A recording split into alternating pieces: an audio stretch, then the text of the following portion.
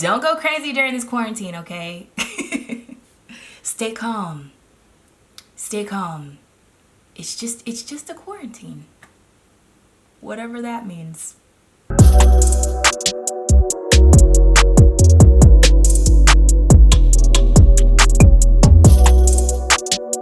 Hello, Wonderfros of the world. How are you guys doing during this quarantine season? Okay, is this a thing? Quarantine season?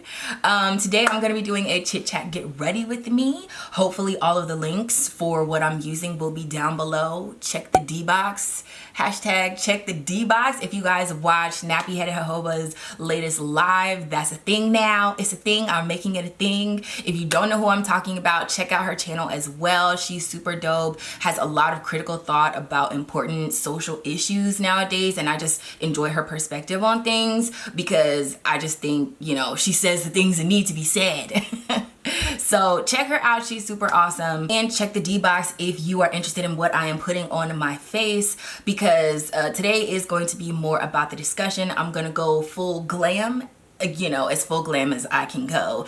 And then I'm gonna take some pictures for the gram because the daylight is popping right now. So gotta go take full advantage of good weather. I also wanted to talk about this quarantine and whether or not this is making you calm. Is the quarantine making you calm or is it making you crazy? Okay, is it making you better or bitter? All right, because I've noticed just with my own personal life that I've reprioritized things based off of what I want to get done, and that's mainly because the options that I normally pick aren't available. By options, I mean shopping, hang out with friends at bars, going out, just all those things are not really a thing right now. They're all shut down, closed, or whatever, and everybody's supposed to be practicing social distancing to kind of flatten the curve for this COVID-19, but because they're not there, it kind of forces me to, like I said, reprioritize the things that really matter. And I've just noticed like a freshness of priorities, but also maybe like a rise in my mental health and well-being. And it's interesting because I feel like in this space, one, I work from home, so not a lot of my life has changed. Obviously, I'm a content creator and things are staying pretty much the same for me. But like I said, when I do go out, those options, my out options aren't there. And I understand I'm blessed to have this situation and I'm blessed to be, you know, still able to make income versus someone who's more hourly and goes into an office, goes into a brick and mortar building of any kind, and they make their money that way. So it's hard for everyone to embrace the quarantine as much as I am. And I think I just wanted to ask the question also to you guys is it making you better or bitter, right? Because I also see a lot of parents out here. One of the reasons I'm glad that I don't have a kid right now is because you would have to finish out the school year pretty much with your kid,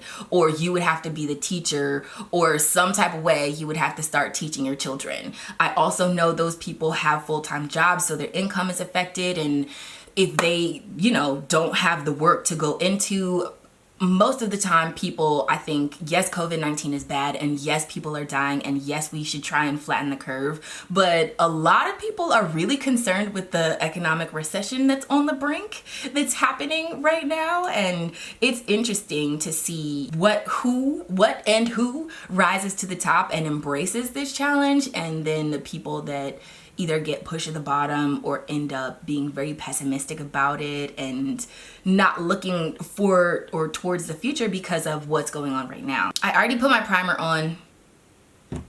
It's the NARS. It's the usual. And now I'm going in with my Teint Idole. You guys know I love this stuff. I think it brings out a lot of character in people, whether or not, like I said, you get better or bitter from challenges in situations like this. In my mind, I kind of feel like this is a plague. Like if we were in Bible times or something, this would be a plague. Like pandemic and plague are the same thing in my mind. Probably not. I mean, I'm, you know, just talking, but in general, I feel like the rat race in America has like calmed down because it had to, but also I think it's kind of forcing people to go back to traditional ways of living. And I don't know if that's always a good thing. Like I said, I think I'm blessed, and I think the perspective that I have is positive, and I like my reprioritizing of tasks and productivity in my life. But you know, there can be bigger issues that people struggle with that obviously will take their attention away from reprioritizing things and making it for their betterment, pretty much. AKA, I'm losing money, or I'm not making money, my stocks are down, my job laid me off, whatever the case is, like, or there's just, it's not a working season, it's supposed to pick up and you were depending on the money to start coming in and it's not, if you're like contractors or anything, because you're practicing social distancing. It's just interesting to see how all of this, everybody is being affected. But I know for me specifically, because I've been locked away, darling, locked away, not really locked away, but practicing social distancing, because all of us are kind of doing that now. I think it brings out the character of who we really are, because we don't have things to run around and go do. Like, are you just busy for busyness sake? Like, you're not actually being productive. You're not actually being productive. And once you realize that you're not actually being productive, then it's like, well, what are you doing? I think I've returned to being happier within myself, because I am more productive now that I don't have the distractions there. I'm also better at saving money because obviously these are some rainy days. You know, I was doing the Budget Nistas, what was it? The Budget Nistas program or whatever, starting off at the top of the year anyway. So I had already started off like trying to be a better budgeter with my funds. And this year I feel like already financially has been great, but obviously I know not a lot of people are going to share that sentiment. So I'll just get off of it. But I also feel like it's just made me very aware of how fragile everything is. Like, at least the American financial system, economic crisis. I don't want to call it a crisis. I don't know what to call it. It's just made me aware of how fragile things are and how much more stable that I would like to be during these hard times. And not just stable with my money, but also like stable with my relationships. Like, who are you hitting up right now? If something genuinely happened, like, who are you checking on? Who do you talk to all the time? Who do you care about? Who is gonna be there for you if you need anything, if you run out of stuff, if you need to crash at their house, if they got sick? Would you go and like risk whatever you had to risk in order to see them? Like, who is a priority for you? And what is a priority for you right now during this time, because your regular distractions aren't there? Like I said, I'm glad that I don't have kids and I don't have to deal with that, but it's interesting, all the parents and stuff that like don't have the patience to actually be a teacher. Not that they don't love their children, but now they have to wear so many more hats and continue to evolve because they have kids at home, and they also, you know, if they work from home as well, like they have to continue working, they have to teach, they have to entertain, and all of these things that stopped running in the background kind of, it's just kind of like this like now what situation that's going on. And it I find it interesting. That's all I'm going to say about it. I do want to know you guys' take on it, because you know, not everybody processes things the same way. I obviously don't have any issues processing the social distancing and the quarantine and everything else. And like I said, I'm in a blessed position to be here financially and to be on the younger side of this thing. So, you know, even if I got it for whatever reason, I don't think it would be that big of a deal. Honestly, I understand people have compromised immune systems, elderly. You could just have really poor health in general, and it could affect you no matter what age you are. But I, you know, have my health, have my strength, have what I believe I need to fight it off if I were to get it. And so I'm really not worried. Like, my mental health and everything else is kind of not flatlined, what's the word?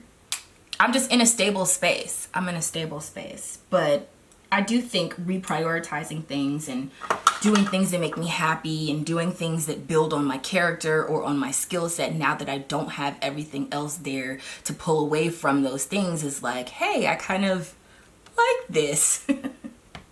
I like this a little bit more. I like myself a little bit more than I did pre-quarantine. And I don't know exactly what that is. Like I said, all the regular options aren't there for me to choose, but I don't know if it's just something within myself, a freshness within myself that's here that wasn't before. I am also aware, you know, I don't watch like 24-hour news cycles.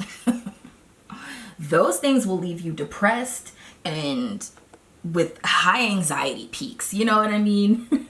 Nobody, I don't think, should be watching 24-hour news cycles. Or, I mean, yes, keep up and yes, be relevant, but try and limit all of that to a certain amount of time a day. Because if you constantly are monitoring those types of things, you're gonna feel like the world is ending.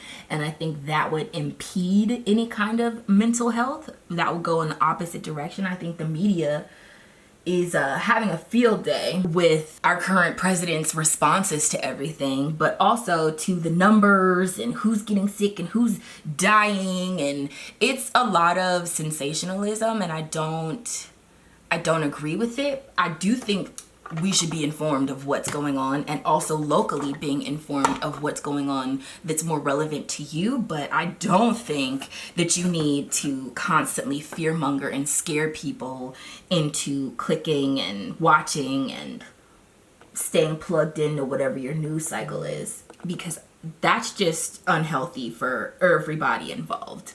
The country as a whole, the people delivering the news, the people consuming the news, it's just, it needs to stop. That being said, I hopefully think all of this will be over soon. I don't feel like, oh, we're gonna be stuck like this deep into the year, like come July it's still gonna be like that. I don't think that.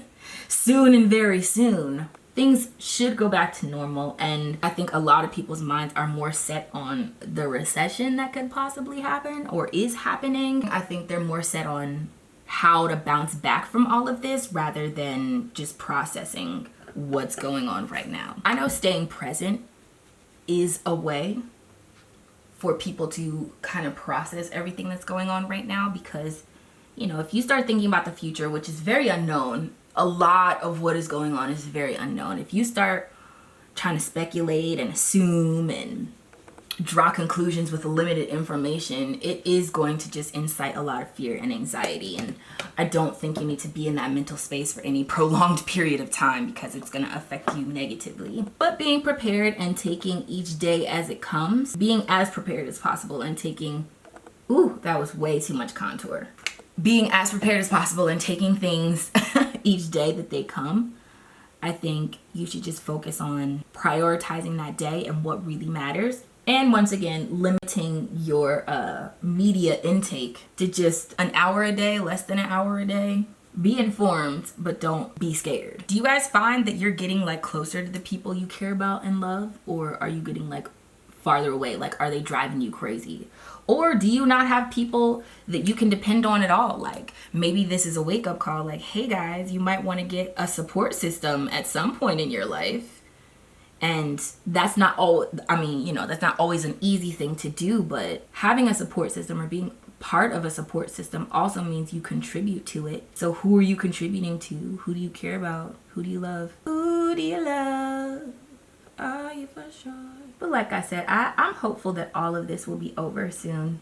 I think I'm just using this time to better myself. One of the things that I definitely have to do is paint my room. You guys know I moved at the end of last year, and this room color has been driving me crazy. It doesn't go with my theme at all, and it literally makes me psycho. It is so dark in here and I hate it. I absolutely hate it. And it's like, why should I wake up every morning in a colored room that I hate, you know? Now that I have been quarantined and forced to be more productive with my life, I'm gonna spend my time doing little things that matter in big ways. I think there's lots of opportunity to rise above this occasion within yourself and within your house, and to stay optimistic. Hopefully all of you guys have the privilege of looking at it that way, I guess. Because it's hard to stay optimistic if you ain't gonna get a check. You know what I mean? And all of this during an election year. Good Lord. But that is pretty much all I wanted to say during this video. Asking you guys how your social distancing is going. No, I did not put on any eyeshadow. You guys know full glam for me means no eyeshadow. I just got this new Kat Von D lip pencil and crucifix because the glam twin said so. But also the Sephora rep who helped me told me that Kat Von D sold off her brand and a lot of her original line stuff is going to be going away because they're only keeping, whoever bought it is only keeping the vegan stuff or whatever. So beware of that if you like Kat Von D. Oh my gosh, I just overlined like crazy. If you like Kat Von D, oh wow, this is really creamy. I would recommend going and stocking up because those things are going to be discontinued in the near future. This is a brown, but it seems very red. My NARS lip pigment, I don't know what color this is, but we're going a little bit lighter today. You know, spring has sprung. I have on this lip combo right now, but I actually hate it, so I'm taking it off and I'm putting on something else. Not that it was a super bad combo, it's not part of the vision today. There we go. I need something more neutral. We got more Fenty. Fenty highlighters are kind of my favorite. I might have just put way too much on. It's cool though, fam. It's cool. It's cool. You know what? I actually hate this lip color too. I don't hate them. I love the lip colors. I think my vision keeps changing. What have we learned about this exercise? That Ebony is indecisive. At least with her lip colors. Okay, so this is the final. And the final spray. Okay, so here we are with the final look. I think I definitely went overboard with the highlighter, but it's cool, okay? Just means I'm camera ready. Don't look at me in real life, just look at me through the lens, okay? Just through the lens. Anyway, now I'm gonna go get ready and film some more videos for you guys. Next week is gonna be my week of favorites, so you guys will be getting the updated product promo, I guess you could say, of all of my favorites and different things that I'm loving. But yeah, that's coming up, so stay tuned. But if you guys enjoyed this video, don't forget to give it a thumbs up. Remember to let your spirit, soul, and hair stay lifted like an Afro puff, and subscribe down below to my world so you don't miss any more videos from me. And if you do, then I will see you in the next one. Don't go crazy during this quarantine, okay? Stay calm. Stay calm. It's just a quarantine. Whatever that means. Bye, guys.